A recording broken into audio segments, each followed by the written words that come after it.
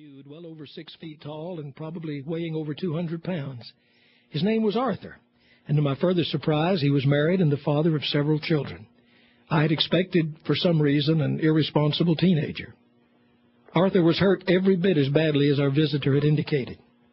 I remember seeing legs in casts, arms in casts, wires and tubes connected to virtually every part of his body. He was apparently receiving large doses of medication, and he appeared to be only partially awake. Jan and I walked over to his bedside and told him who we were. We told him we were sorry that he'd gotten banged up so bad he couldn't make it to our show, and we told him that we fully expected him to get well so that the next time we were up that way, he could come to see us. We tried to keep everything on a light, positive note, but it wasn't easy. The young man was obviously very seriously injured. He could barely move his eyes to let us know that he was even aware that we were in the room. I left his side feeling less than hopeful. But you know, God is still in the miracle business. The next contact I had with him was a letter from the family a few months later telling me that Arthur was improving. And the letter thanked me over and over again for having taken the time to come see him. You and Jan coming to the hospital gave him the will to live, the letter said. He says he's going to get well enough to come see your show next time you're here, and we believe he will. Well, I was back in the area again about a year later, and I thought of Arthur and wondered how he was and how his recovery might be coming along. I didn't have to wait very long for my answer. When we pulled up to the arena, here came a big husky guy in a motorized wheelchair, grinning from ear to ear. He hugged my neck so hard he nearly broke me in two.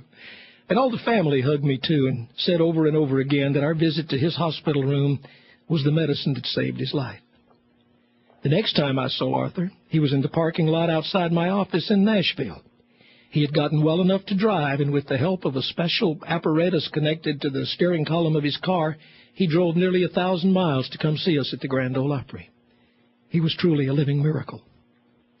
I stayed in touch with Arthur and his family over the years. I saw him several more times, and he never failed to mention the visit that Jan and I had paid him during the darkest moments of his life. And then I didn't see him or hear from anyone in his family for quite some time. One day I received a letter from his oldest daughter. It was very simple and to the point. She said simply that Arthur had become very ill and had died. She told me very few details. But she wrote one line that will stay with me forever. Thanks to you, she said, I had a daddy for 20 years. Sir, My Waiting Room Angel by Carla M. Fulcher.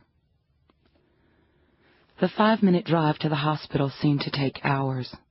I leaned against the passenger door of the car and tried to let the coolness of the window calm me. My mother had sent her friend to come get me. How like Mom to think of me driving to the hospital in my worried and frantic state. I'd just gotten news that my father had suffered a massive heart attack. Shock, worry, uncertainty, sheer terror all bombarded me without yield. I could not speak. I could not think. It was as if an unseen force controlled every part of me. I whispered prayers that I was not too late. When we arrived at the hospital, I ran through the emergency room doors and back to the room where my father was stretched out on a table. My beautiful mother was collapsed in a heap in the middle of the floor, crying uncontrollably. She saw me and extended her arms for me, and then I heard it. The thin, shrill cry of a flatline. Doctors, nurses, and orderlies filled the room, barking orders in that medical language you see on television. I heard the crash of equipment being pushed through the emergency room doors and a series of blips and bleeps. A metal tray haphazardly crashed to the floor somewhere behind me, and I heard one brave, calm soul counting down numbers. 1, 2, 3, 4, 5, breathe. 1, 2, 3, 4, 5, breathe. Clear! A volt of electricity ran through my father lying helplessly on the table, and at that moment, a part of me died inside. After several minutes, a comforting series of bleeps began. His heart was beating on its own again.